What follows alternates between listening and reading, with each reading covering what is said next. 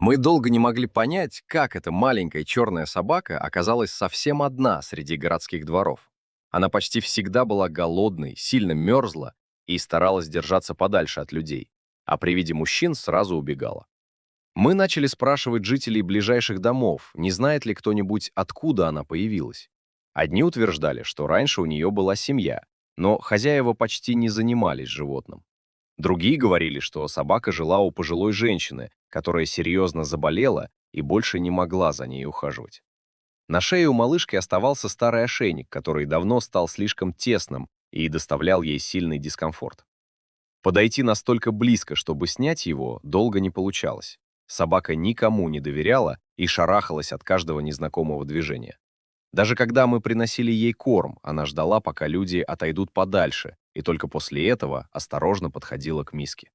Ела она очень быстро, словно не была уверена, что следующая еда появится скоро. Однажды нам все же удалось ненадолго удержать собаку. Самым главным было снять с нее тесный ошейник, который уже сильно мешал ей и давил на шею. После этого она снова убежала, но хотя бы одна проблема, наконец, была решена. Некоторое время малышка иногда пряталась в подъезде одного из домов, особенно когда на улице становилось холодно. Потом она перестала туда заходить. Рядом с этим двором появился мужчина, который часто ночевал неподалеку и прогонял собаку.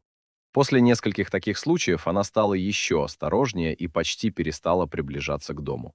По ее поведению было заметно, что раньше ей уже приходилось сталкиваться с грубым отношением. Она боялась резких движений, громких голосов и особенно настороженно реагировала на мужчин.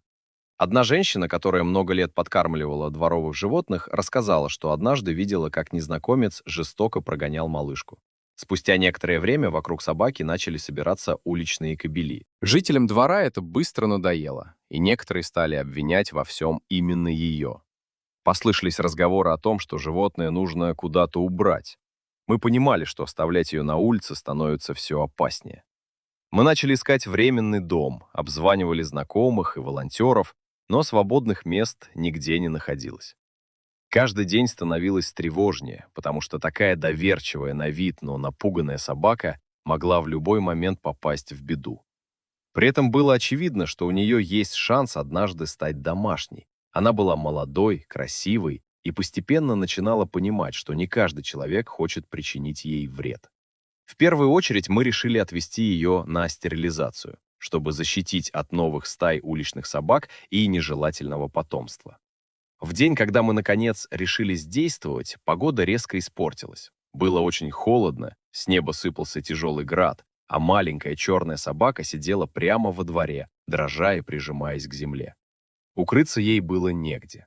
Мы принесли корм и долго старались не делать резких движений. В этот раз она подошла немного ближе. Постепенно нам удалось надеть на нее поводок и осторожно забрать с улицы. Сначала собака очень испугалась и начала жалобно скулить, ожидая чего-то плохого. Но через некоторое время она поняла, что ее никто не собирается обижать, расслабилась и спокойно легла рядом. Свою новую подопечную мы назвали Ночкой. Теперь самое страшное для нее осталось позади.